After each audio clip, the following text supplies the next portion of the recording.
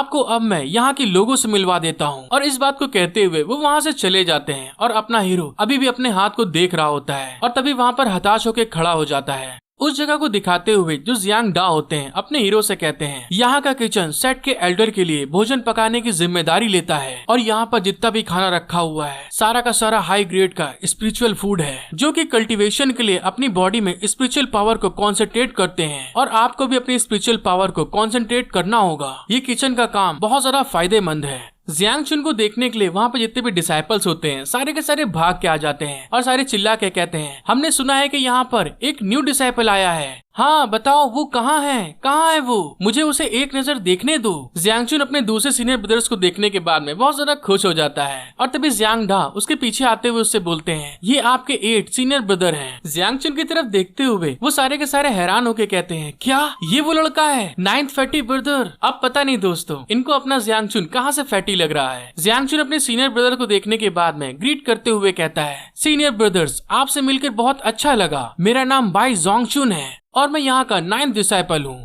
फिर हमारा scene shift हो जाता है और हमको दिखाया जाता है जो वहाँ का इंचार्ज होता है वो सारे डिसाइपल्स को लेके एक मैदान में आ जाता है जहाँ पर वो जियांग चुन के लिए एक डिवाइन इंस्ट्रूमेंट को ढूंढेंगे ताकि वो भी बहुत अच्छा खाना पका सके। वहाँ पे लाने के बाद में जियांग डा जियांग चुन से कहते हैं फायर किचन के लिए सबसे जरूरी सेरेमनी यही होती है। फिर वो लोग जियांग चुन को एक जगह पे ले आते हैं। उस जगह को देखने के बाद में जियांग चुन वहाँ पे हैरान होकर खड़ा हो जाता है और जियांग डा कहते हैं इन सारे डिवाइन इंस्ट्रूमेंट में से आप एक को सिलेक्ट कर लीजिए। जियांग डा की बात सुनने के बाद में जो जियांग चुन होता है वो उनकी तरफ देख के हैरान होते हुए कहता है यहाँ पर जितने भी इंस्ट्रूमेंट हैं सारे इनविंसिबल होने चाहिए। और अपने हीरो के ये कहने के साथ में जियांग डा वहाँ पे जाते हैं और जितने भी वहाँ पे इंस्ट्रूमेंट रखे होते हैं उनके ऊपर से कपड़ा हटा देते हैं। जिस चीज को देखने के बाद में जो जियांग चुन होता है वो वहाँ पर बहुत ज्यादा हैरान हो जाता है क्योंकि हमको पता चलता है वहाँ पर जो इंस्ट्रूमेंट रखे होते हैं सारे की सारी कढ़ाई होती है खाना बनाने के लिए। जियांग डा उन कढ़ाई को दिखाते हुए जियांग चुन से कहते हैं इन कढ़ाई में से किसी एक को ले जाना फायर किचन की परंपरा है। और ये कहने के बाद में वो जियांग चुन को एक कढ़ाई पकड़ा देते हैं और दूसरे डिसाइपल से कहते हैं चलो सेट की तरफ चले।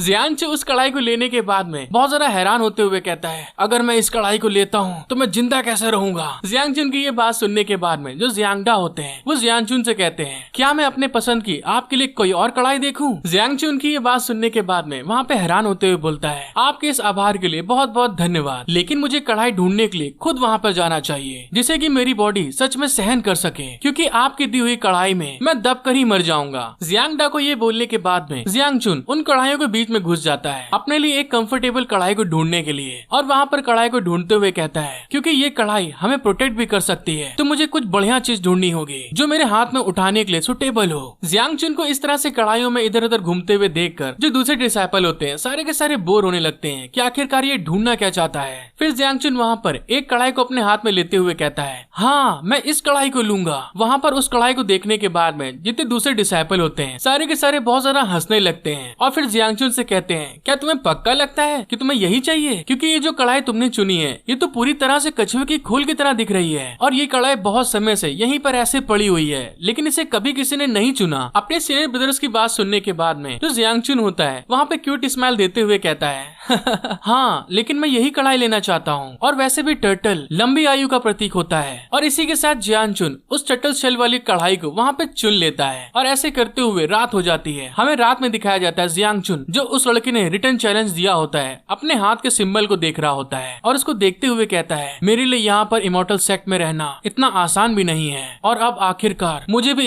इमोर्टल आर्ट को सीखने का मौका मिल गया। लेकिन मैंने इस चीज के बारे में पहले कभी नहीं सोचा था कि ऐसा दिन भी मेरे लिए आएगा। और फिर ये कहने के बाद में वो उस लड़के की बात को याद कर रहा होता है कि उसने कहा था वो समय आने पर या तो मुझसे लड़ोगे या मरोगे। और इस बात को सोचते हुए वो अपने पास रखे हुए मार्शल आर्ट स्क्रोल को बाहर निकाल लेता है और उस स्क्रोल को देखते हुए कहता है पर्पल QI कंट्रोल कार्डन आर्ट। और इस आर्ट के थ्रू आप अपनी QI को इकट्ठा करना सीखते हैं। और उस कार्डन आर्ट को देखते हुए वो जियांग डा की बात सोच रहा होता है। जियांग डा ने उससे कहा था क्योंकि चीफ ली ने आपको फायर किचन में डाल दिया है तो इस कारण से मैं आपका सीनियर ब्रदर हूँ और तभी मैं आपको कुछ सिखाने के लिए कुछ पॉइंट्स देता हूँ। और ये कहने के बाद में वो स्पिरिट स्ट्रीम सेट की कुछ टेक्निक्स के बारे में बताते हैं उसको कि एक टेक्निक है यहाँ पर जिसको फंडामेंटल पावर सिस्टम कहा जाता है और उसे सीखने के बाद में आप पर्पल QI को कंट्रोल करना सीख सकते हैं और उससे आप अपने हाथ से एनर्जी को रिलीज कर सकते हैं। और जब आप लेवल 10 पे पहुंचेंगे तो आपको QI कंडेंसेशन को सिखाया जाएगा जिसमें आप भारी से भारी चीजों को भी आसानी से उठा सकते हैं। आपका कल्टीवेशन जितना हाई होगा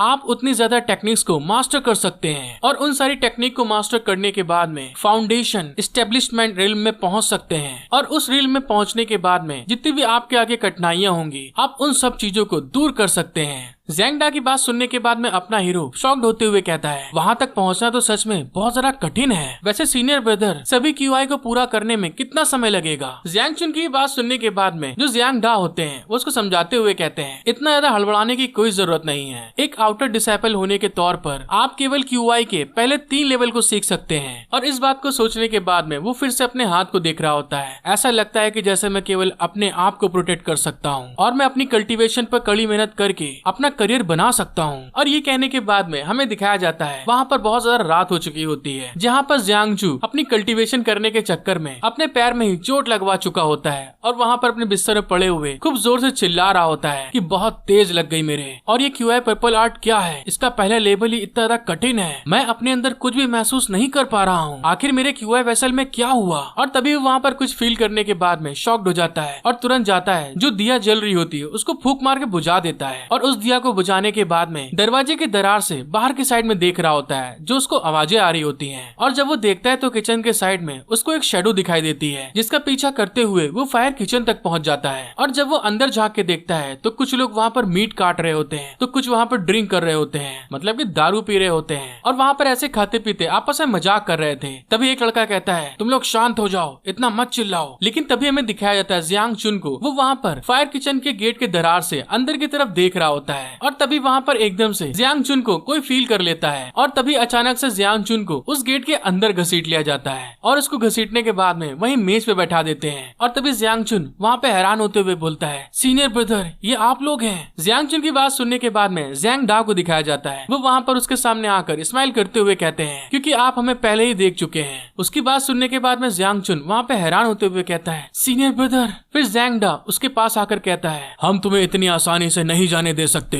और तभी हमारा सीन शिफ्ट हो जाता है और हमको आसमान में दिखाया जाता है जहाँ पर बहुत ढेर सारी बिजलियां बार बार कड़कड़ा रही होती हैं और बाहर का मौसम बदल गया होता है, बहुत तेज बारिश हो रही होती है। और उस बारिश के बीच में हमें वही लड़का दिखाया जाता है वो वहाँ पर उस बारिश में गुस्साते हुए कहता है मुझे विश्वास नहीं हो रहा कि तुम इस तरह से अंदर छिपे हो सकते हो। फायर किचन तुमको जिंदगी भर बचा नहीं सकता। बाई ज़्यांग चुन मैं तुमको मारना चाहता हूँ। और ये मेरा पहला अटैम्प्ट है, अगर कुछ गलती या कुछ होता है दोस्तों तो प्लीज थोड़ा सा इग्नोर कर दीजिएगा क्योंकि मैं अपनी तरफ से आगे कोशिश करूंगा कि और ज्यादा से ज्यादा अच्छी वीडियो बना सकूं।